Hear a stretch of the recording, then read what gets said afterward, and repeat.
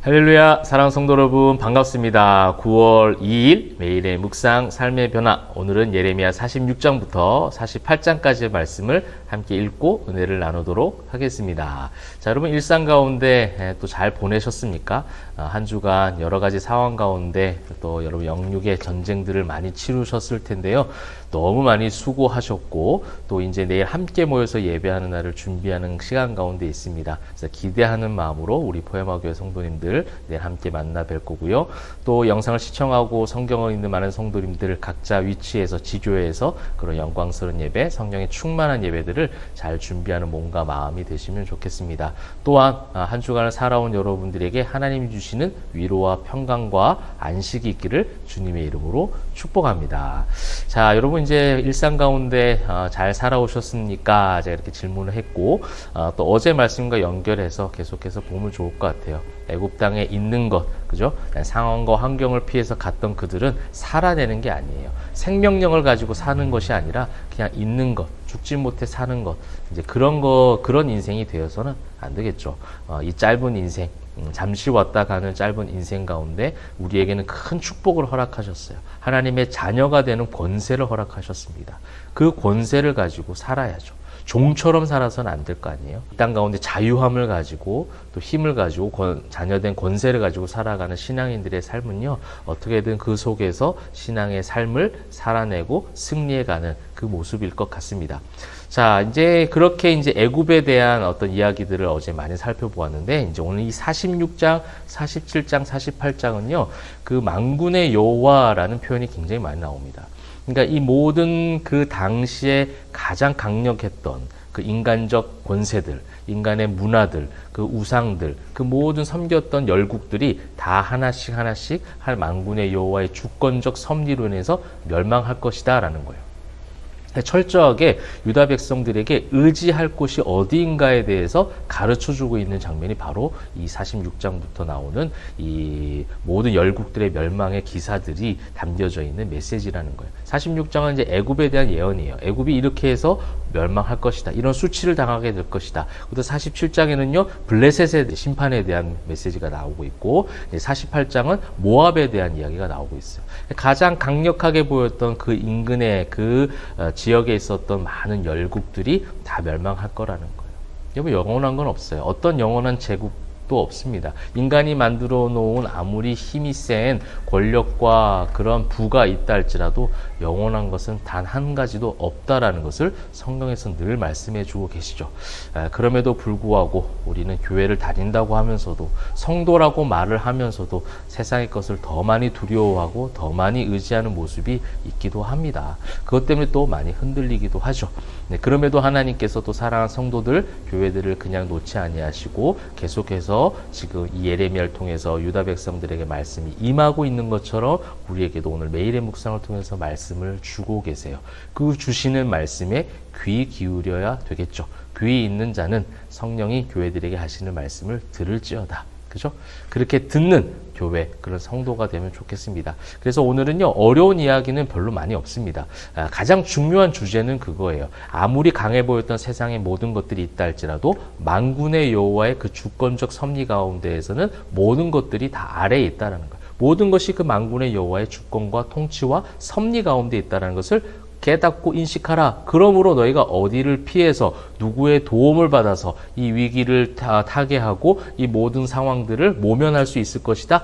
착각하지 말라라는 거예요. 지금 하나님의 계획은 뭐예요? 그냥 예루살렘 땅에서 바벨론의 속국이 되어져서 70년을 보내고 그 70년의 세월이 지나 회개의 때, 구원의 날, 은혜의 날이 임하는 때가 올 것이고, 그래서 예루살렘으로 귀환하여 성전이 또 느헤미야를 통하여 성벽이, 이 모든 것들이 완성되어져 가는, 뽑혀지고 무너졌던 죄악된 모든 것들이 다시금 심겨져서 열매 맺을 것이고 다시 중수되어져서 세워질 것이다라는 하나님의 섭리, 주권적 통치, 만군의 여호와께서 이루어 가시는 그 섭리들, 이런 것들을 이해하고 인정하라는 거죠.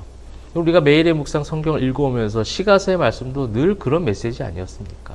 모든 것이 다 헛되어 모든 것들이 다 지나가고 사라지고 없어집니다. 그러나 여호와를 경외하는 것이 지혜와 지식의 근본이요. 모든 인생의 생사, 화복, 모든 것들이 하나님의 통치 가운데 있으니 이러해서 저러해서 원인과 결과로 인간적 개념으로 따지지 말고 만군의 여호와 전능자이신 하나님 앞에 엎드려서 인정하고 살아가는 것, 또한 가장 먼저 인정해야 되는 것, 그 하나님의 모든 섭리를 우리는 다 알 수 없다라는 것을 믿기 시작하는 것, 이것이 바로 신앙이라는 거예요. 그래서 오늘 46장에 이제 애굽에 관한 것이다 하고 이제 10절에 보십시오. 그 날은 주 만군의 여호와께서 그의 대적에게 원수 갚는 보복이라. 어떤 그냥 여호와께서라고 부르지 않고 주 만군의 여호와께서. 이 말씀들이 이제 뒤에도 계속해서 자주 나옵니다. 18절 만군의 여호와라 일컫는 왕이 이르시되, 모든 왕 중에 왕이신, 그죠? 만주의 주이신 그 주님께서 이 모든 것들을 섭리하실 것이다 라는 겁니다. 그리고 25절에 또 나오죠. 만군의 여호와 이스라엘의 하나님께서. 만군의 여호와께서로 끝나는 것이 아니라 만군의 여호와, 누구의 하나님께서? 이스라엘의 하나님께서. 만군의 여호와, 저와 여러분의 하나님께서 여러분을 눈동자같이 보고 계세요. 보호하고 계시고 감찰하고 계시고 동행하고 계신다는 겁니다. 세상의 것 두려워하지 마시고 여호와 하나님을 경외하십시오. 그 경외함이 두려움의 의미가 있잖아요. 우리가 정말 두려워하고 우리가 정말 바라봐야 될 대상은요, 만군의 여호와인 줄 여러분 믿으시기를 바랍니다.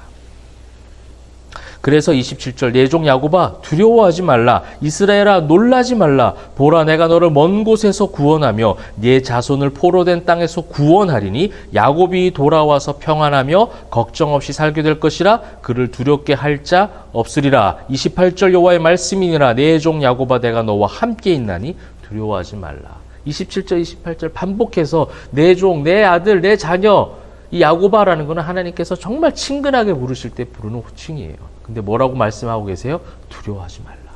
사랑하는 성도 여러분, 두려워하지 마십시오. 여러분 상황과 환경이 두려워할 만한 일이긴 하지만 두려워하지 마십시오.